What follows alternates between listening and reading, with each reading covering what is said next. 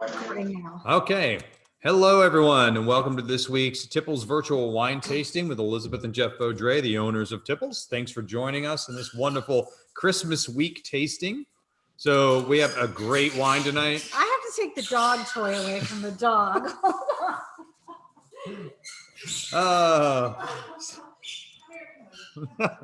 So we have an awesome, well, let's say a gem of a wine this week. Ah, yes. Drinking the Cesari Jema from Veneto, Italy. We are actually returning to Veneto, Italy. Veneto is the northeastern region of Italy, which we'll look at a little bit later. It's the same region that produces Soave, and remember the white Pasqua Passamento? That was the slightly raisinated white. Yes. About 2-3 weeks ago. That's the one with the graffiti wall. Yes. Label. Yeah. Okay. Yeah. So the based on the wall from Romeo and Juliet. Okay. All right. I remember that. All right. So same exact region. So they are known, Veneto as a whole. They're known for making Soave and Amarone, and then actually a lot of Prosecco. Okay. So, but when it comes to the flat wines with the reds, Amarone is their dominant production, which is, so the Soave we drank had the Appassamento method, which is the raisinating of the grapes. So if you take a collection of grapes, dominantly the Corvina grape, which is what we're drinking tonight, and raisinate it, you get Amarone. But you don't have to do that. And as far as I've seen, this is the only one that I've found where Cesari took the Corvina grape, which is the dominant grape in Amarone, and instead of raisinating it, treats it with a traditional vinification, just vinting it dry. I kind of call it the Cabernet Sauvignon treatment of this grape, leaving it really robust and spicy and fun and powerful. I'm looking forward to it. I haven't had this. Yeah, it's one of my favorite wines in the store. It really is. It's a fantastic wine. I like the box. Oh yeah, that's right. It comes in a wooden wine box. Yeah, anyone. Yeah. They are 6-packs, and if you do ever want 6, like order the case, because you get the full case discount even on 6, and you get this amazing wooden box. Yeah, it's a beautiful wooden box. It would be yours. Yeah, there you go. So anyway, just throwing that out there. If you ever want it, it is a gorgeous box. You guys, you'll see them at the store. We feature it because they're so pretty. So, all right, all of that being said, which is a little more than I normally intro, but I just get excited about this wine. If you haven't already, let's go ahead and open it up.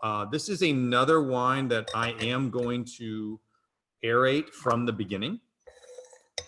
Italian wines can definitely be uptight and give you a little bit more. I'm using the same tilt mini variable and going with a full aeration, which should save us probably a good 30 minutes minimum. Oh, well.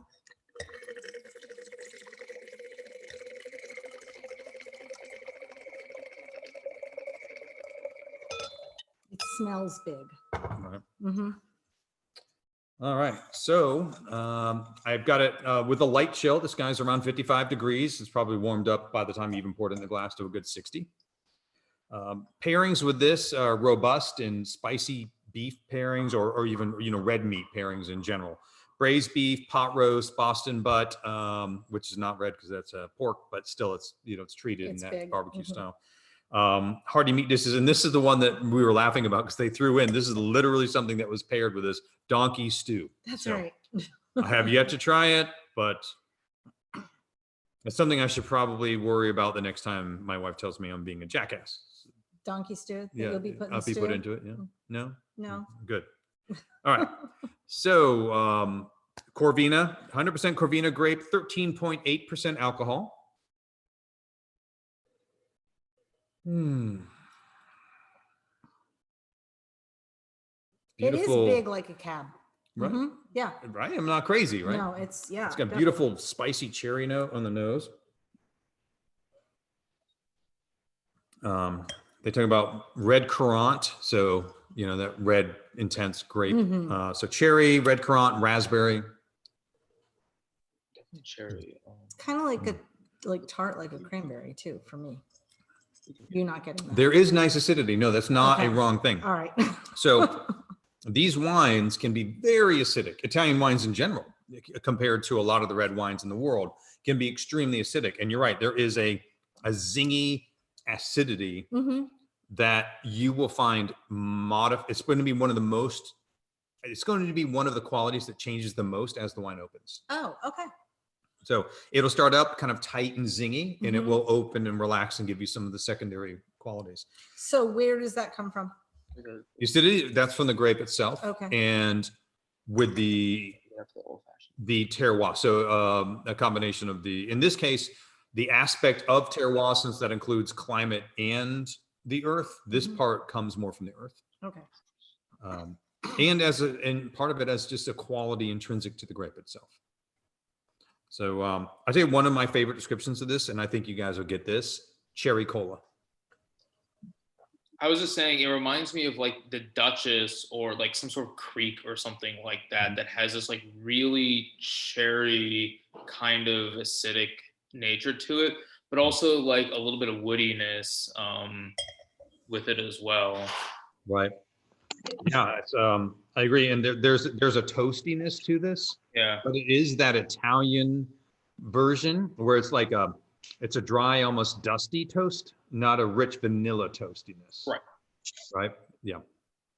And I think that as we drink, you'll get a little more coffee flavors coming out. Really? It's not quite expressing itself yet. It was, once again, we just rushed home from the Christmas rush at the store and aerated it here. But by the end, and for anyone who's already opened up their wine, maybe and given it more time to breathe, it will evolve into kind of some, a little bit of a bittersweet chocolate and coffee notes will begin to come out in this. Yeah. I was texting Jeff at 10 till. When are you going to be here? No, I'm working on my last slide. So many awesome gift baskets made today, but actually there were a lot. So forgive me as I take a moment to just savor, take a breath. he literally walked in just before we started. Yeah, it's a wonderful season. I love it, but it's a lot going on. So, and this is my enjoyment part. I mean, I know I'm going to keep this show going, but I enjoy this so much. This is where I can take a breath and get to hang out and talk about something I love so much, which is wine. So, as I said, as this opens up a little bit more, as much as we've had a lot of delicious qualities coming up in here, we will get more. I'm already getting a little bit of that undertone. As the acidity relaxes, you'll get more minerality. Look for graphite, that pencil lead, as something as an undertone. And to me, it wasn't there. And you're like, oh yeah, there it is. A little bit of a pencil lead, pencil shaving. Definitely.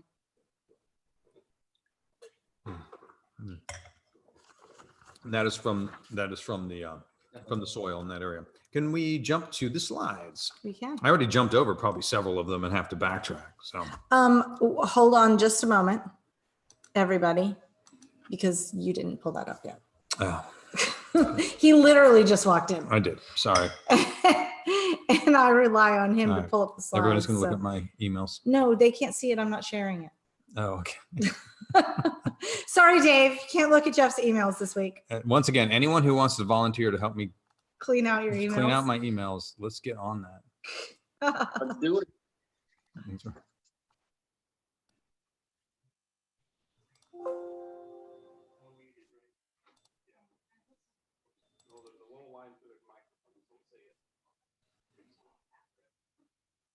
You can't do the view yet. I have to do it this way first. Okay. Because all right.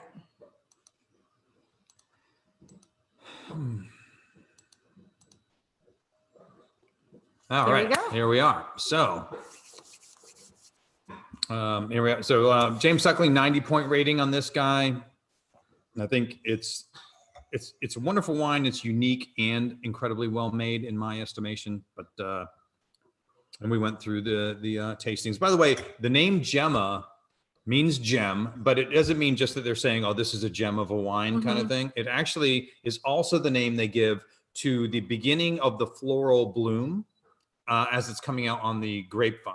So as the bloom begins to gain some color, then that's the gem. Before it turns into grapes. Obviously.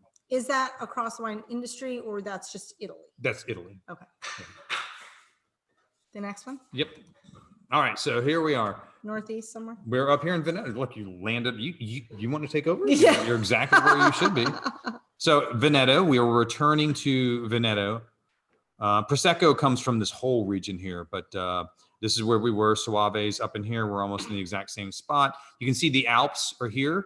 And when you see the pictures later, you'll see how we're in the foothills approaching the Alps. Within Veneto, here we're over in the Verona area. And it is ugly. Yeah. So here we are, and you can see these alpine foothills in that area. And look at this gorgeous vineyards.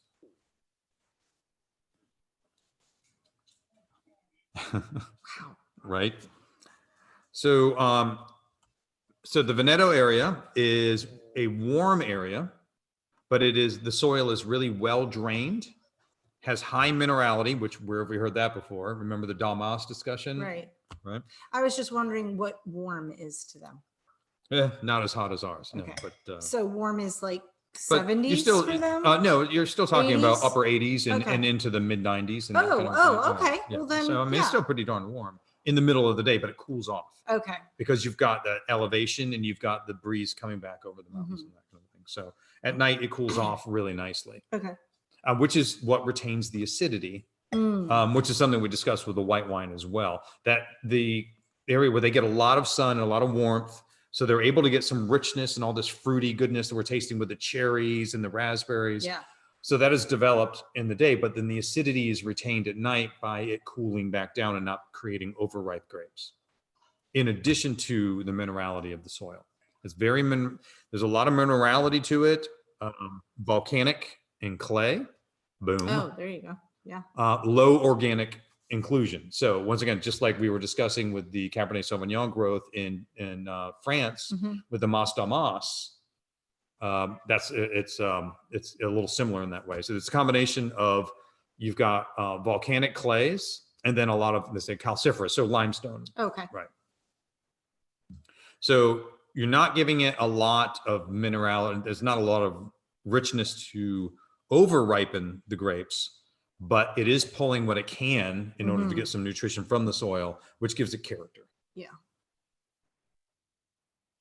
And so within the area, when they're making Amarone, for example, I mentioned Corvina is the dominant grape in that Amarone is a blend, but Corvina dominates the blend. When they say it's, in an Amarone blend, it's 45 to 95% of that blend. Yeah. So you can see for the most part, it is very dominantly what you're drinking. But what's kind of fun here is we're drinking the pure form, which I love when we can pull something out like that and say, okay, but here's what Corvina does. Okay, right.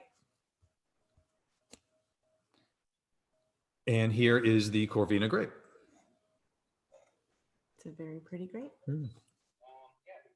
It's pretty enough that I'm going to take a sip on that because I just really wanted more. Jema. Does it even look like blueberries more than grapes, like it has that like texture and color to it, Right. I was thinking the same thing. Right. And actually they look more spherical rather than oblong. Right. And that you'll find is a grape, a wine grape. That's wine grapes are round. Oh, okay. Right. And then when I say Courant grapes, which are not used for wine generally, you can, but those are round as well. Okay. Yeah. And then this area, this coating that you can see on there, because obviously it's off here, this contains the native yeasts that are used for production. They crush it. The yeast is right there ready to go. All right. So let's jump back out. Okay. We'll talk about the wine a little bit now that I've covered the area, a little bit about where the character is coming from. And so now let's cover, what are you guys tasting? What are you guys thinking about this choice of wine? And it looks like everyone is muted right now, so you'll need to unmute yourselves to comment. Wow. I tell you, it's, to me, this is one of my favorite finds in the store. Yeah, this is very good. Right. So I think to me, this seems like something Julie would like, but maybe not Brian. Yeah. So Julie, you were talking about powerhouse wines. I can't hear you. Right. I'll unmute you guys if you want to say something. Yeah. Oh, wait, no, I Maybe gotta not. mute you again. No, you have to, like, I think because you're signed in twice. Woo! Yeah. But Julie did say, because last week's was kind of it was had a lot of character, but it was a velvety smooth. It was. Mhm. And this guy's got a little more. It is not a hugely tannic wine, but it certainly is at least medium to medium plus tannins, but they're very fine. Mhm. So tannin doesn't need to be fat in order to be kind of a tannic wine. It can be really thin, and I think you get it's almost a needly feeling on the palate. Well, we were talking, we really liked it at first, but now that it's gotten warmer and opened up, it's a lot better. Oh, right. Yeah. It does. It has a lot more that it will open. I'm getting a lot more raspberry now than I was in the beginning. Yes. So this is one then, because it's going to change a lot, you could age this. Yes. This guy can hang out till about 2028. Oh, okay. Wow. Yeah. And this is a 2015. Yeah, and this is so 15. 13 years. Yeah. Okay. Yeah. So just call it a 10-year kind of average thing. And yeah, this guy can hang out for that amount of time. And wow. Try again. No, I think it's what they do with constant. We can hear you, but it sounds like you're in a canyon and it echoes. Yeah. Yeah. That's not the issue. The issue is we're logged in twice. It sounds sort of haunted. I know. I think she said she loved it a lot. That's what she said. She wanted to buy a case. Well, she was the boss. This is the first time we've talked about tannins as being thin or thick. Right. And that's the skin quality you're talking about. So Correct. it's not Or is direct. it The feeling of the tannins that is created is specific to the grape. The amount of tannin created is usually in proportion to the thickness of the skin. okay? But the style of tannin is just simply going to be intrinsic to the grape. So and these guys have more of a, and So explain thin and thick tannins. so it's that all right. So last week we had these things where the tannins, but it's a textural It's a feeling. It's a feeling. textural feeling. So, and this guy to me is kind of a needly prickly feeling as it comes across the palate. It's how it feels across your tongue and your palate. Right. They all create a drying feeling. They all create a cleansing, drying feeling. But in this case, it's kind of a very fine, but almost a little like I just imagine this like kind of a long prickly. Because sometimes in Italians, I will get what I call powdery tannins. And it doesn't. It just feels like a light powdering across your palate. But I wouldn't say that's the feeling I'm getting with this. It's a very kind of a fine description, that you talk about some subjective Yeah, feelings. it's very Yeah. subjective. I feel like with bigger tannins, you feel that bite more. Mhm. And with the finer ones, it's more, like you said, it's tiny. It's tiny and Tiny, kind of like, covers your whole yeah. palate a little bit more. Yeah. Rather than just that aggressive bite. Right. Some of the aggressive ones tend to go all mid palate, and this Mm. is really all around. Yeah, you can the feel whole it across palate. the whole palate. Does anybody feel like a long finish? I mean, it stays on the palate a little bit, but it's not harsh at all. It's not brash, but it's kind of like a long finish wine, but it's not that dry. It's great. Right. It's for Italian wine, it's very fruit forward. And you're right, it does. I mean, I'm hanging out here Yeah. enjoying that sip still. Yeah. Which right now is still finishing kind of a cran raspberry combo on the finish. Oh, you said cran, like I said Yeah. before. Yeah. Okay, Julie said, stole it because from she you. texted me since they're having audio issues, but she said, I love it. I love that you can taste the grape without it being too fruity. It's so full and amazing. And she tried to show 2 thumbs up. We saw your thumbs up. Yes. That's So, Excellent. but yeah, it is that fruity without being Right. sweet. It's got balance. It's not, it's nice and dry. It's Mhm, got all these other qualities which are developing as we drink it. mhm. But it does have a really nice fruit quality to it as well, where you're not drinking this and immediately saying, which you could, and they're lovely wines too. there are plenty of wines in the world where the first thing you taste is not fruit, and that seems odd maybe because it's fruit. But if you get a Brunello, a Barolo up in Italy, What are you tasting first in those? and those are usually floral components. Okay. Yeah, floral. You get like floral spice, like a dusty barrel, and then you get there and say, oh, okay, and then getting some, but you get a lot of like rose, dried roses, that kind of a thing, as kind of the dominant. I have to take the. Okay. So anyway, Cesari itself began in 1936, and we're going to jump back over. Yep. So here's this lovely, lovely place. So Cesari wines began in 1936 with Gerardo Cesari.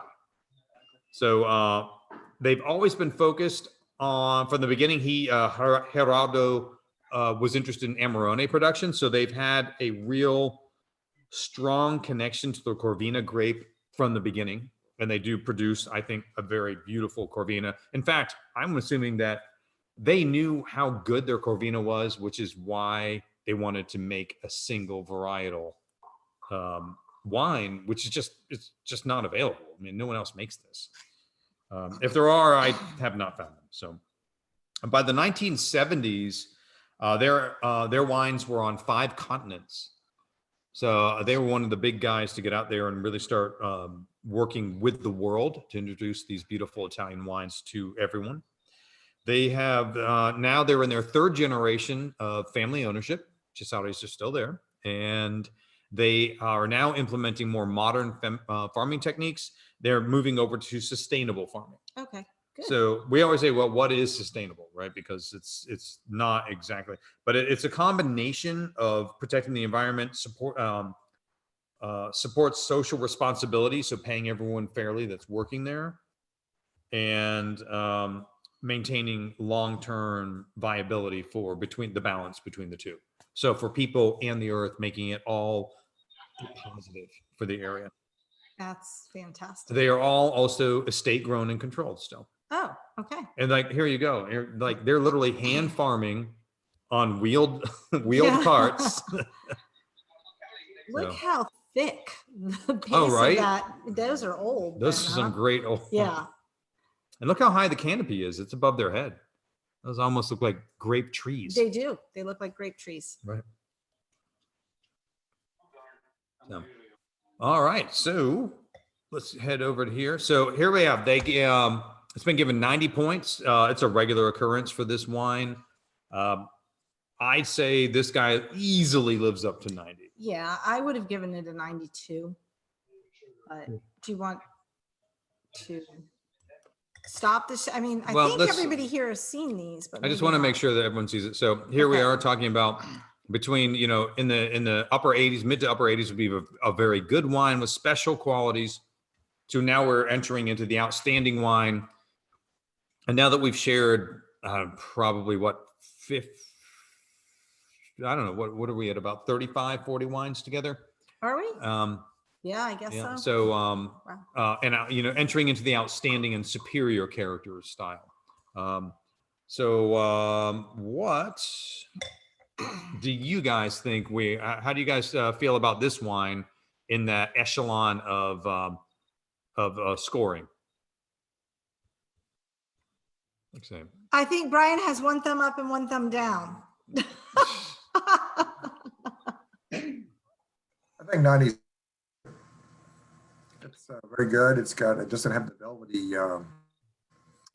velvety tannins like we had last, which you could a whole bottle down, but there's no bottom to the wine, being what you prefer. But yeah, I think it's an outstanding wine. No chicken fat for sure. Yeah, right. Julie said it's in her top 5 faves. Nice. Mhm. And say it's an incredible food wine as well. I mean, I know we're drinking it largely dry here, but it is an incredible food wine. Jake at the store had it this weekend.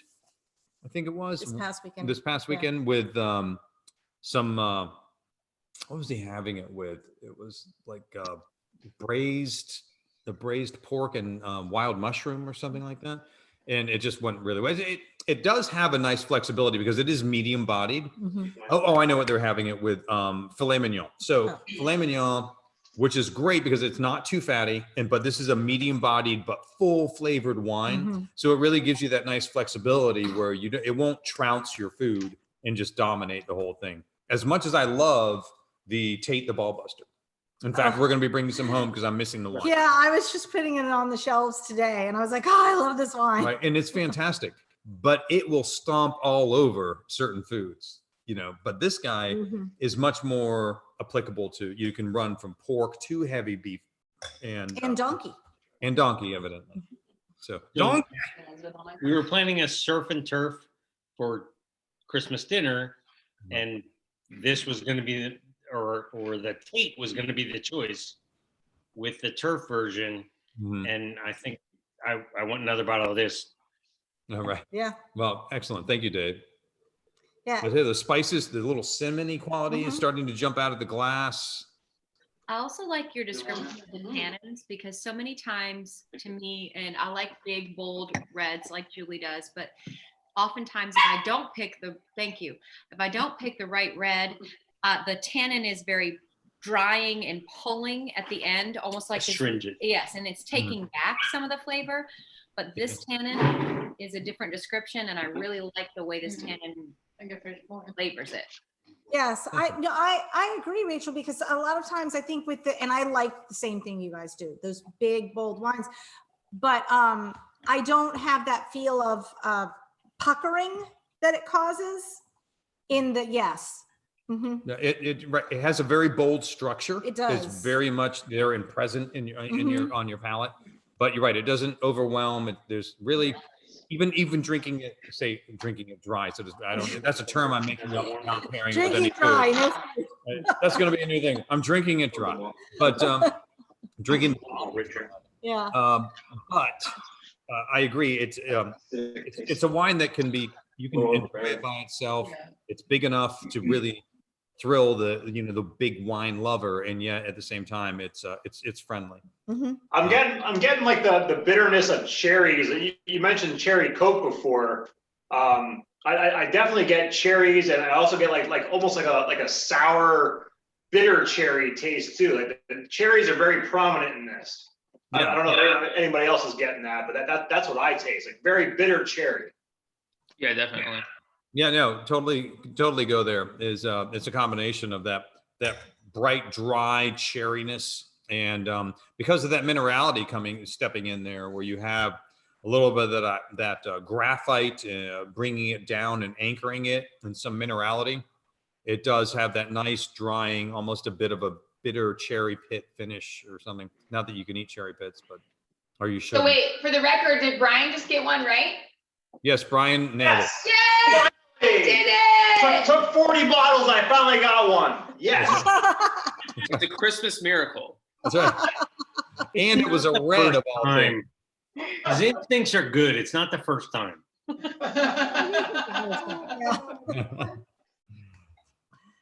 All right. Well, let's jump over. We'll talk about Jump over, stop the share, or go to the next slide. go to the next slide. We'll finish those up, and then we can just have a free discussion after Okay. that. All right. So here we are, Italia. We're here. Yeah, we're at the northern. See, there's Italy, right? Yep. And So then, keep we're it- right yep, here. We're right there. So just above the mid-level Mhm. for wine growing areas. And it is a great combination of the weather is right. It's a little bit on the warm side, but because it has great drainage and some altitude on there, it easily compensates for it. And they make beautiful wine in this area, which we've been enjoying. Actually, well, this one's still in the order here. I called them. Well, I tried to order a shirt for Jeff for Christmas. They have shirts that I like. They just didn't have the right size. So, but they have those great shirts with them. They have some with Save the Old on it, and then they have another one with the dude's face on it. Okay. A bearded dude's face. Oh, I remember that one. That's the grapes or the beard, right? I don't think it's Or is it grapes, grape but- leaves? No, it's just it's the guy that does something. I talked to them this Oh. week. Okay. Well, that was nice. Thank you. I tried. I appreciate you checking. So, but this is that for anyone that wasn't here before, it's a group that's working to save the oldest vines within Lodi, California, because the oldest of vines do provide the greatest character to your wine, but they do begin to produce less grapes per acre. So there's this timeline where you want to get your vines to be, I think it's about 8 years old minimum, where they're producing some character in a ton of grapes. But by the time they get a little older and you get something like an 80-year-old vine, even 40, I've read in some areas, they begin to produce less, even though the quality of what they're producing is greater, but they're beginning to tear these out in order to hit that sweet spot where they're growing, getting some character, but also a ton of production.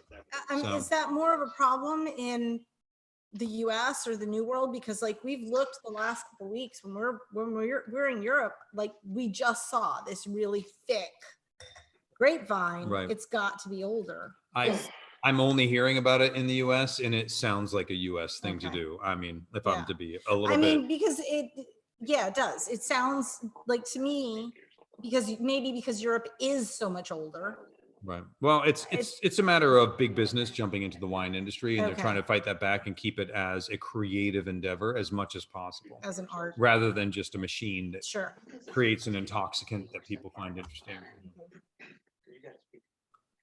So next week, everybody, you asked for it, you got it.